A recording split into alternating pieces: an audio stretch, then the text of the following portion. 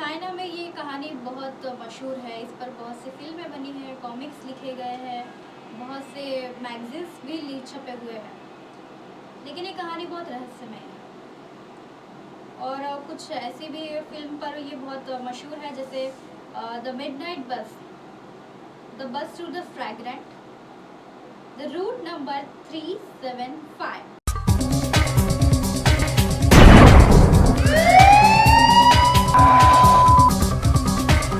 नमस्कार, good evening, आदाब, सत श्री अकाल। आप देख रहे हैं मेरे न्यूज़ नेटवर्क की खास पेशकश 10 की दस्तक में। मैं हूँ खुशी। उम्मीद है आपकी फैमिली आपका ख्याल रख रही होगी और खुद का भी ख्याल रख रही होगी। अभी फिलहाल रात के 10 बज रहे हैं। इसी रात के 10 बजे हम आपको कहानियों से रूबरू कराते हैं।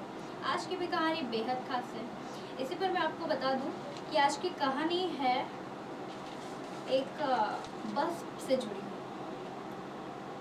तो बिना वक्त ज़ाया किए कहानी की शुरुआत करते हैं। तो बात है 1995 की। बात चाइना की है। चाइना में ये कहानी बहुत मशहूर है। इस पर बहुत सी फिल्में बनी हैं, कॉमिक्स लिखे गए हैं, बहुत से मैगजीन्स भी छपे हुए हैं। लेकिन ये कहानी बहुत रहस्यमय है। और कुछ ऐसी भी फिल्म पर ये बहुत मशहूर है, जैसे the midnight bus, the bus to the fragrant, the route number 375। China में ये कहानी बहुत मशहूर है। इस पर बहुत सी फिल्में बनी हैं, कॉमिक्स लिखे गए हैं, बहुत से मैगजीन्स भी छपे हुए हैं। लेकिन ये कहानी बहुत रहस्यमय है। और कुछ ऐसी भी फिल्म पर ये बहुत मशहूर है, जैसे the midnight bus, the bus to the fragrant, the route number 375। Last bus stop था एक बस का।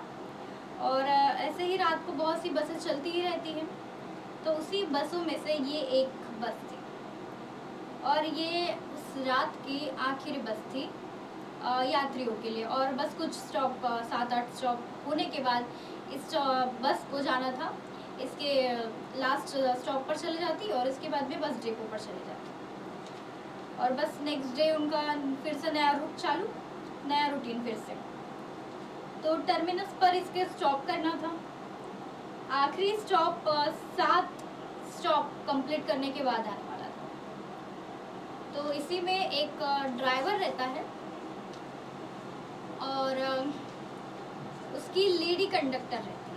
एक बस में एक ड्राइवर रहता है और बस का ड्राइवर और उसकी लेडी कंडक्टर रहती है। इसी बीच बहुत से यात्रियों को स्टॉप पर छोड़ते यात्रियों को उनकी मंजिल तक पहुंचते बहुत से स्टॉप आ जाते हैं, रात हो जाती है। इसी बीच इस रात में लेडी कंडक्टर के साथ में अब एक स्टॉप आता है, जहां पर उसे एक कपल्स खड़े मिलते हैं, जहां पर कपल्स, एक यंग लड़का और एक ओल्ड लेडी वहाँ पर उसे दिखती है। तो वो अपनी बस रोक देता है एक स्टॉप पर, जहाँ पर उसे रोकना था। हाल ही में ऐसा होता ही है। तो छोड़ देता है और उन्हें उठाता है वहाँ से। और जो ये चारों लोग रहते हैं, एक कपल, एक लड़का और एक ओल्ड लेडी, ये बस के पीछे वाले दरवाजे से बस में दाखिल होते हैं। कुछ स्टॉप बाद आखिर सामने के 2 स्टॉप में ये कहानी बहुत मशहूर है। 3 व्यक्ति बनी है, पहले तो ड्राइवर को सामने के 2 स्टॉप के बाद, लेकिन ये कहानी 2 व्यक्ति खड़े मिलते हैं। और कुछ ऐसी भी ड्राइवर तो वही काम है, जैसे पैसेंजर को अपने बस में बिठाने का और बस जो भी मंजिल है वहाँ तक के पहुँचा देने का। वैसे भी आखिर की बस 375। तो इसी बीच उसे 2 लोग दिखते हैं। जब वो उनके बस के पास जाते हैं तब ड्राइवर देखता है कि वो 2 नहीं 3 है। एक ऐसे पकड़ के है एक पर्सन को, वो दोनों पर्सन एक आदमी को ऐसे पकड़ के हुए हैं, जैसे वो उनको सहारा दिए हुए हैं।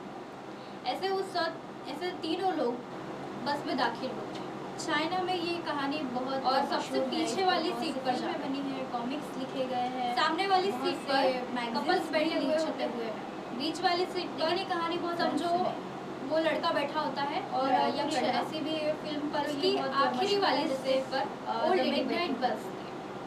अब आगे के दो चारों दो स्टेशन के बाद में वो दो लोग उतर। चाइना में ये कहानी बहुत मशहूर है, इस पर बहुत सी फिल्में बनी हैं, कॉमिक्स लिखे गए हैं, बहुत से ड्राइवर भी छपे, एक लेडी कंडक्टर। लेकिन ये कहानी बहुत रहस्यमय है। ओल्ड लेडी कुछ ऐसी और एक फिल्म पर बहुत मशहूर है, जैसे इतने ही लोग वहाँ पर बैठे the bus to the fragrant. कुछ दूरी बाद जैसे बस वाले को दिखता है कि दो लोग वहाँ पर बैठना चाहते हैं उनके बस में, लेकिन जब बाद में देखता है ड्राइवर की वो दो नहीं तीन लोग हैं, दामी लोग हैं, बहुत ही अजीब से कपड़े पहने हुए हैं। ये तीनों चारों बहुत ही डर जाते हैं। लेकिन ये कहानी ये चारों लोग बहुत डर जाते हैं क्योंकि उनके और तीनों के कपड़े फिल्म पर ये बहुत मशहूर है, द मिडनाइट बस, और उनका चेहरा बस टू द बहुत ही अजीबोगरीब रहता है, जैसे कि बहुत से पुराने चाइनीज ड्रेसअप पे रहते हैं। और वो अभी की बात है 14 नवंबर 1995 की, अभी की कुछ सालों की बात है। तो अभी के दशक लोग में ये भूत प्रेत को नहीं मानते थे, लेकिन ये हादसे के बाद में बहुत सी दहशत फैल गई। अब आगे की कहानी बताते हैं। जैसे कि मैंने बताया कि वो तीनों लोग बहुत ही अजीबो-गरीब हुलिया में बैठे हुए थे, तो उतने में वो ओल्ड लेडी खड़ी होती है और जोरों जोरों से चिल्लाने लगती है कि उसके आगे वाले लड़के ने, उस यंग लड़के ने उसका पर्स चोरी किया है। बहुत सी कहती है कि इसने मेरा पर्स चोरी किया है, बहुत ही हल्ला मचाती है। वो लड़का भी लड़के का कपड़े पकड़ के उसे खड़ा करती है और लड़का भी थोड़ा उसको समझाता है कि नहीं, मैं तो आपके आगे बैठा हूँ, मैंने कैसे आपके पर्स चोरी कर सकेगा। लेकिन ओल्ड लेडी का कहना रहता है कि नहीं, आपने ही मेरी पर्स चोरी की है और मैं तुमको पुलिस स्टेशन में ले जाती हूँ। और बहुत ही इरिटेट करते चलती है वो ओल्ड लेडी, क्योंकि वो जब बैठे, वो तीनों लोग जब बैठे तो वो ओल्ड लेडी बार बार मुड़कर पीछे पीछे देखा कर रही थी और डरती जाती थी, पीछे देखते जाती थी, डरते जाती थी। अब घबराई हुई ओल्ड लेडी अचानक से खड़ी होती है और कहने लगती है कि इन्होंने इस लड़के ने मेरा पर्स चोरी किया है, जबकि वो उसके सामने बैठा होता है। ये दोनों, इनकी शोर की आवाज़ सामने कंडक्टर और ड्राइवर के पास जाती है। लेडी कंडक्टर अंदर आती है, देखती है, पूछती है उस ओल्ड लेडी को कि क्या हुआ। तो वो कहती है कि इस लड़के ने, इस यंग लड़के ने मेरा पर्स चोरी किया है और उसमें बहुत से पैसे थे और उसे पुलिस स्टेशन, उस लड़के को पुलिस स्टेशन ले जाना है। बहुत समझाती है लेडी कंडक्टर, लेकिन वो ओल्ड लेडी नहीं मानती। अब इन सब से इरिटेट होकर बस ड्राइवर भी कहता है कि बस ड्राइवर को वो कहती है कि मुझे रोक दो, यहाँ पर रोक दो, अगले स्टेशन पे जब भी अगला स्टेशन आएगा रोक देना, मुझे पुलिस स्टेशन में जाना है, इस लड़के के खिलाफ एक कार्रवाई करनी है करके। और जो कंडक्टर और ड्राइवर रहता है वो इतनी इरिटेट हो जाता है कि अगले स्टेशन पर उसको रोक देता है और ओल्ड लेडी उस लड़के के कपड़े पकड़कर उसे ले जाती है नीचे बाहर की ओर और खुद भी उतर जाती है और बस चल पड़ती है अगले स्टेशन की ओर जहाँ पर उसे जाना था। और फिर बस जब वो जाती वहाँ पर अपने बस रख देती, ड्राइवर का काम खत्म और फिर वो नेक्स्ट डे फिर से उनका काम वैसा ही शुरू हो जाता है। अब ओल्ड लेडी का ऐसा कहना था उस लड़के को लेकर कि देखो, मैंने तुम्हारी जान बचाई है। और लड़का तो गुस्सा है, सहमाई हुआ रहता है, क्योंकि वो उसे उसके जो कि उसने नहीं किया है ऐसी बातें वो ओल्ड लेडी कह देती है कि तुमने मेरा पर्स चोरी किया है, ऐसा किया वैसा किया।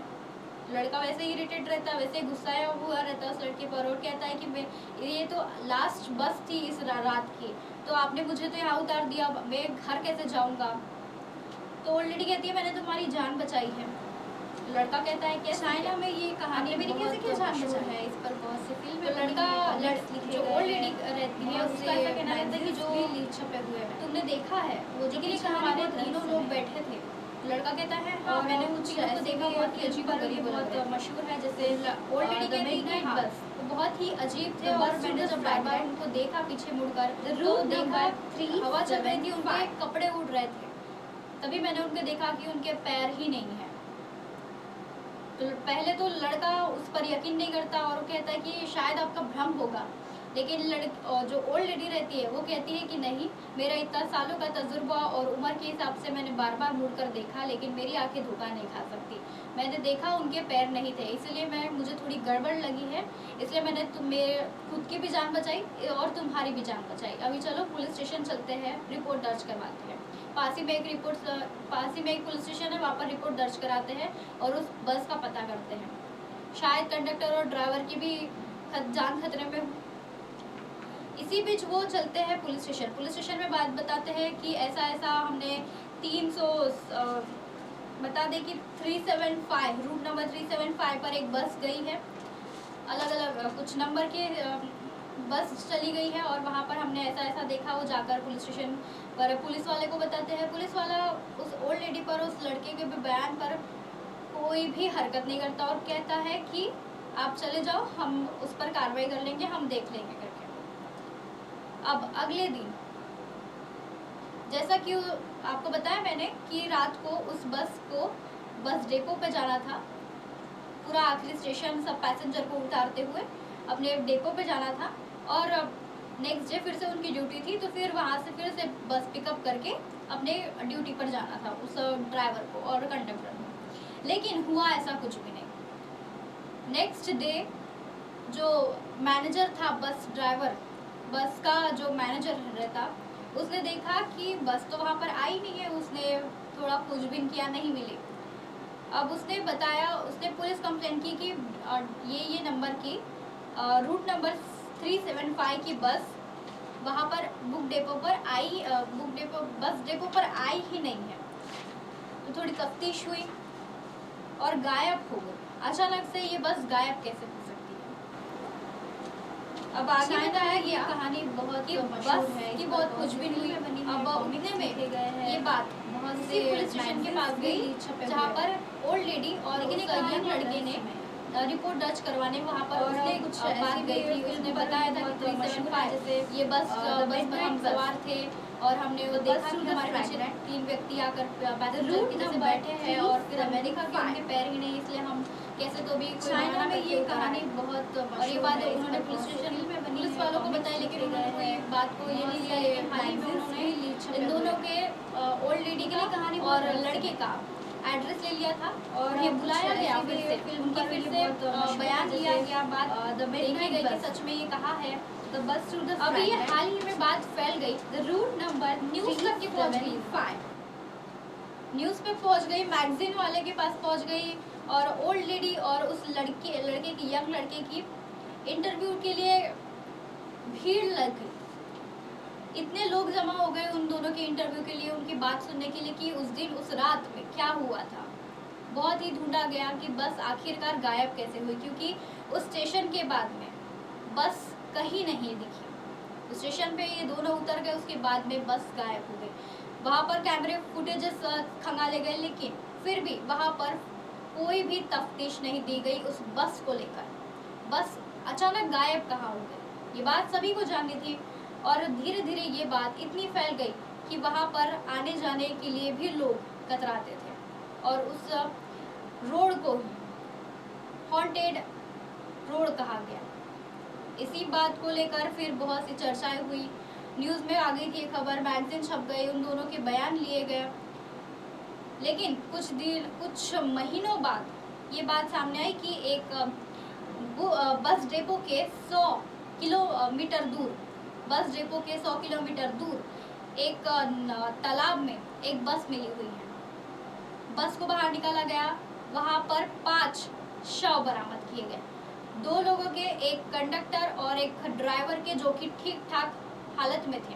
कुछ महीनों बाद नहीं, 2 दिन बाद, मतलब सिर्फ 48 घंटे बाद उस बस का पता चला, जहाँ पर 5 लोगों के शव उस बस में से बरामद किए गए। पांचों शव को अपने कब्जे में लिया गया और देखा गया कि उनमें से जो 2 लाशें हैं वो ठीक ठाक है। 48 घंटे पहले मौत हुई है ऐसा दिख रहा है, लेकिन जो बाकी की 3 लाशें वो ऐसा सड़ चुकी है, डिकम्पोज हो चुकी है। भले ही ऐसा कैसे हो गया, अगर डिकम्पोज होना था, सड़ चुकी थी, गल चुकी थी वो 3 लाश, जो कि 3 पैसेंजर थे और 2, एक कंडक्टर, एक लेडी कंडक्टर और एक ड्राइवर जो कि ठीक ठाक हालत में 48 घंटे पहले मौत हुई ऐसा ही दिख रहा था, ऐसा ही जिक्र हुआ है। लेकिन जो 3 लाशें थी वो अभी भी रहस्यमयी घटनाओं को लेकर वहाँ पर गुमती हुई थी। इस बात को लेकर बहुत सी तफ्तीश हुई, बहुत से विशेषज्ञों ने भी यहाँ इस बात को माना कि ये लोग कुछ और ही किस्म के लोग थे। क्या वो भूत थे, क्या वो पिशाच थे, क्या वो इंसान नहीं थे, किसी को कुछ नहीं पता चला। इसके बाद बहुत सी तफ्तीश हुई, बहुत सी देखा गया कि क्या वो बस कैसे, क्या 100 किलोमीटर दूर बस डेपो से जा चुकी है।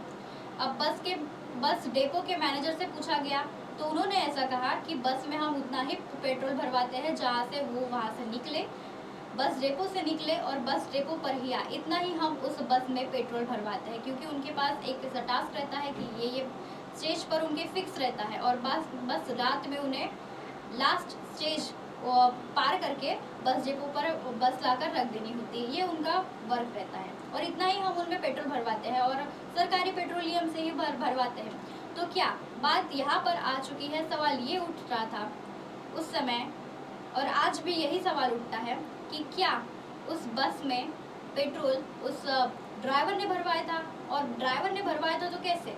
सरकारी पेट्रोलियम से ही भरवाते हैं। बस डेपो में बस की अगर पेट्रोल भराया जाए तो सिर्फ वो सरकारी पेट्रोलियम से भर जाता है, वो भी नोटिस सामने आ ही जाता है कि इन्होंने पेट्रोल भरवाया था। इसी बीच तो क्या पेट्रोल ड्राइवर ने भरवाया था? कैसे, क्या 100 किलोमीटर दूर डेपो से तालाब में वो बस पहुंच गई? ये बात भी सामने नहीं आई। जब उस बस का अंदर का इंजन खोला गया, उसका फ्यूल चेक किया गया तो देखा कि उस टैंक में, उस फ्यूल टैंक में ब्लड था। अब ब्लड से तो चलेगी नहीं गाड़ी, तो चली कैसे? और अगर वो तीनों डिकम्पोज हुए, अगर लाशों को डिकम्पोज ही होना था और वैसे भी ठंड का मौसम था तो ठंड, अगर गर्मी भी रहती है तो डिकम्पोज इतना नहीं होती, जैसे वो अरबों साल पुरानी ऐसी लाश दिख रही थी। लेकिन अगर डिकम्पोज ही होना था तो 5 लाश होती, वो 3 ही लाश क्यों डिकम्पोज हुई? और वो 2 लाश ही कैसे 48 घंटे पहले मौत हुई जैसी दिख रही थी? ये भी एक मिस्ट्री है। इसके बाद लोगों में इतनी दहशत फैल गई कि उस रोड पर जाने से ही लोग कतराते थे, उस बस में बैठने से इतना अवॉइड किया जाता था और रात को तो सफ़र अवॉइड ही किया गया। तो सवाल यही था कि क्या, और ये पूरी बात आज तक के इतने साल हो गए, 1995 से आज 2023 तक के, अभी तक के भी ये सवाल का जवाब किसी के पास नहीं है। जब भी ये बात सामने आती है किसी के पास इस चीज़ का जवाब नहीं होता कि उस पर इतना फ्यूल कहाँ से आया, अगर फ्यूल टैंक में अगर फ्यूल नहीं था तो फिर ब्लड कहाँ से आया, ब्लड से तो गाड़ी चली नहीं होगी, और वो तीनों लाशें डिकम्पोज कैसे क्या रह गई? अगर तीनों डिकम्पोज होना था तो फिर दोनों क्यों नहीं हुई, और उन्हें मारा किसने? और अगर उनके मारने की निशान भी नहीं थे तो कैसे क्या उन्होंने इस तरह से उनकी मौत हुई? ऐसी ही नई नई कहानी फिर लेकर आएंगे इसी समय इसी जगह रात के 10 बजे 10 की 10 तक में। नमस्कार।